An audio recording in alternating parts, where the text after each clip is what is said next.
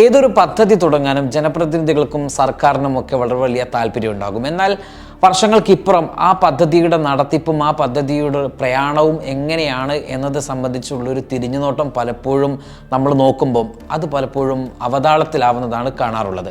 2020 1.5 കോടി രൂപ ചിലവഴിച്ചുകൊണ്ട് കോഴിക്കോട് സൗത്തിൽ ബീച്ചിനോടും റോഡിനോടും ചേർന്നുകൊണ്ട് 1 കിലോമീറ്ററിലധികം ദൂരം വരുന്ന ഒരു സൈക്കിൾ ട്രാക്ക് വിത്ത് വാക്കിംഗ് ട്രാക്ക് അന്നത്തെ കോഴിക്കോട് സൗത്ത് MLA ആയിരുന്ന MK മുനീറിൻ്റെ നേതൃത്വത്തിൽ ഒരു പദ്ധതി അവിടെ വരുന്നത്.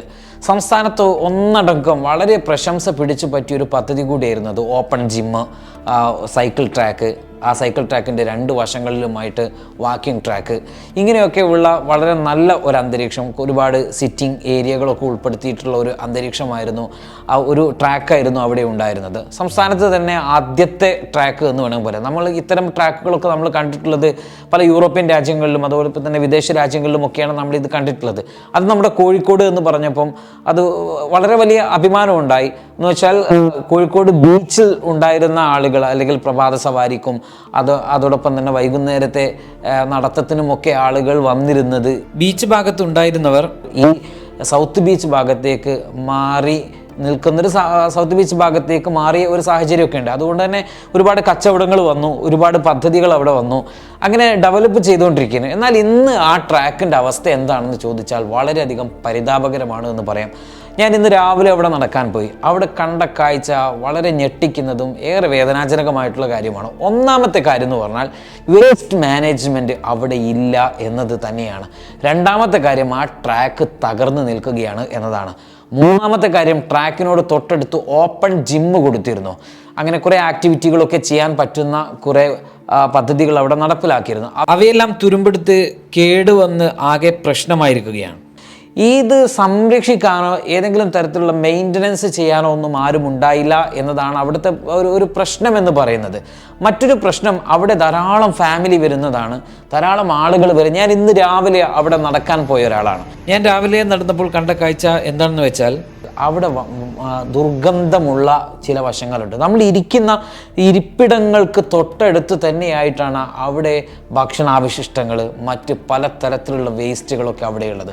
ഒന്നാമത് ആളുകളൊക്കെ ഹോട്ടലിൽ നിന്ന് ഭക്ഷണ പദാർത്ഥങ്ങൾ എന്ന് വെച്ചാൽ ചോറ് ഉൾപ്പെടെയുള്ള സംഗതികൾ വാങ്ങി പാർസലാക്കി ഇവിടെ കൊണ്ടുവന്ന് കുടുംബസമേതമൊക്കെ ഒരു പായ വിരിച്ച് അവിടെ നിന്ന് കഴിക്കുന്ന പ്രവണതയുണ്ട്. അതിനെ നമ്മൾ കുറ്റം പറയുന്നില്ല. പക്ഷേ അവർ അവിടെ തന്നെ ആ വേസ്റ്റ് നിക്ഷേപിച്ച് അങ്ങ് പോവുകയാണ് ചെയ്യുന്നത്. ഇത് ഏതൊരു പദ്ധതിയെയും സംരക്ഷിക്കേണ്ടത് സർക്കാരാണ് എന്നൊരു വാദം നമുക്കില്ല. സർക്കാർ സംരക്ഷിക്കുമ്പോൾ തന്നെ അതിൻ്റെ വൃത്തിയും ശുചിത്വവും ഉറപ്പുവരുത്തേണ്ടത് അവിടെ എത്തുന്ന ഞാനും നിങ്ങളും ഉൾപ്പെടുന്ന നമ്മളാണ്. നമ്മൾ അത് എത്രത്തോളം മെയിൻറ്റെയിൻ ചെയ്യുന്നു എന്നതിനനുസരിച്ചിരിക്കും അതിൻ്റെ വൃത്തിയും കാര്യങ്ങളുമൊക്കെ. നമ്മൾ ഉണ്ടാക്കുന്ന വേസ്റ്റ് മറ്റുള്ളവർ പെറുക്കണം എന്ന് പറയുന്നത് ഒരു നല്ല ഒരു സമൂഹത്തിൻ്റെ ഒരു ലക്ഷണമായിട്ട് നമുക്കൊരിക്കലും കാണാൻ കഴിയില്ല. ഇങ്ങനെ ഭക്ഷണം കഴിക്കുന്ന ആളുകൾക്ക് അവരുടെ വേസ്റ്റ് ഉണ്ടെങ്കിൽ ആ വേസ്റ്റ് മാനേജ് ചെയ്യാൻ ഒരു വേസ്റ്റ് ബിൻ, വേസ്റ്റ് ബോക്സുകൾ സ്ഥാപിക്കുക എന്ന് പറയുന്നത് സർക്കാരിന് അധികം ചെലവുള്ള പദ്ധതിയോ മറ്റോ അല്ല.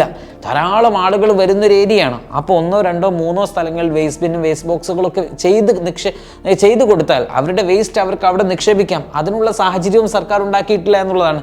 നമ്മൾ ചെന്നൈ നഗരത്തിലും ബാംഗ്ലൂർ നഗരത്തിലൊക്കെ പോയി കഴിഞ്ഞാൽ അവിടെ രാത്രിയാണ് വേസ്റ്റ് മാനേജ്മെൻറ്റ് കൃത്യമായിട്ട് നടക്കുന്നത്. രാവിലെ ഒരാൾ ഇന്നൊരു പ്രദേശത്ത് എത്തുന്ന ഒരു സമയം, ആ സമയത്ത് അവിടെ വളരെ ക്ലീൻ ആയിരിക്കണം, വളരെ ബ്യൂട്ടിഫുൾ ആയിരിക്കണം. ഒരു പേപ്പർ കടലാസ് പോലും അവിടെ ഉണ്ടാവാൻ പാടില്ല എന്ന് വലിയ നഗരങ്ങളിലൊക്കെ നിർബന്ധമുണ്ട്. കാരണം അത് ആ രീതിയിൽ അവർ മെയിൻറ്റെയിൻ ചെയ്യും. പക്ഷേ വളരെ ദൗർഭാഗ്യകരം എന്ന് പറയാം. കോർപ്പറേഷനെ നമ്മൾ അതിൽ കുറ്റം പറയുന്നൊന്നുമില്ല. പക്ഷേ എങ്കിൽ പോലും നമ്മൾ പറയാണ് ഇവിടുത്തെ വേസ്റ്റ് എന്ന് പറയുന്നത് രാത്രി അധികം ആളുകൾ വരും, വൈകുന്നേരം അധികം ആളുകൾ, രാത്രി 12, 1 മണിയും 2 മണിക്കും വരെ ആളുകൾ അവിടെയുണ്ട്. അപ്പം അവർ പല ഭക്ഷണവും കഴിക്കുന്നു, അവരങ്ങനെ പല സംഭവങ്ങളുമൊക്കെ നടത്തി അവരങ്ങ് പോവുകയാണ്. ഇത് പിറ്റേന്ന് രാവിലെയും ഒരു 11 മണി വരെ ഈ വേസ്റ്റ് അവിടെ കിടക്കുകയാണ്. ഒരു 11 മണിക്കും 9 മണിയുടെയും 11 മണിയുടെയും ഇടയിലാണ് ഈ വേസ്റ്റ് അവിടെ നിന്ന് പിന്നീട് മാറിപ്പോകുന്നത്. അവിടെ അത് ശേഖരിക്കാൻ ആളുകൾ വരുന്നത്. കാരണം രാവിലെ പ്രഭാത സവാരിക്ക് വേണ്ടി 100 കണക്കിന് ആളുകൾ വരാറുണ്ട്. ഫാമിലി വരാറുണ്ട്, വിദ്യാർത്ഥികൾ വരാറുണ്ട്, ഉദ്യോഗസ്ഥർ വരാറുണ്ട്. ഇവർ ഈ വേസ്റ്റും ഈ മണവും സ്മെല്ലും ഒക്കെ അടിച്ചുകൊണ്ടാണ് ഇതിലൂടെ നടക്കുന്നതും പോകുന്നതും ഒക്കെ. ഒന്നാമത്തെ കാര്യം.